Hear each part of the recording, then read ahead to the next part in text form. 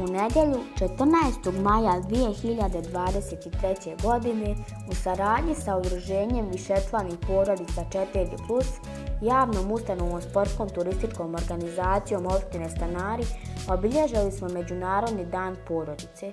Posebno zadovoljstvo nam je bilo ugostiti predsjednika Republičkog udruženja višečlanih porodica 4+, gospodina Miladina Gotovca. Obilježavanje Međunarodnog dana porodice započelo je predavanjem direktora naše škole, Aleksandra Ristića. Naziv predavanja bio je Vaspitanje i obrazovanje u digitalnom dobu, a samo predavanje je prisutnim roditeljima i djeci dalo značajne smjernice odgovarajućeg ponašanja u digitalnom dobu.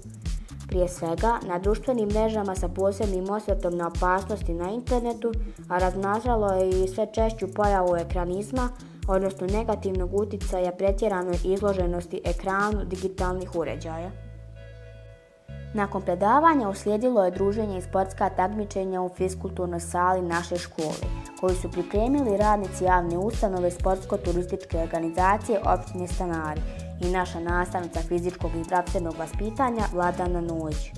Dječji osmijesi i radost zbog igre i druženja prevladavali su današnjim danom, a sama manifestacija završena je podjelom diploma pobjednicima sportskih igara i prigodnim obraćanjem organizatora.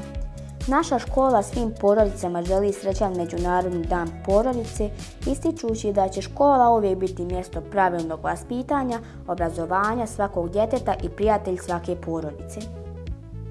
Javna ustanova sportsko-turistička organizacija opštine Stanari u saradnji sa osnovnom školom Desanka Maksimović iz Stanara i udruženjem višečlanih porodica 4+ iz Stanara danas se upriličila druženje povodom obilježavanja Međunarodnog dana porodice.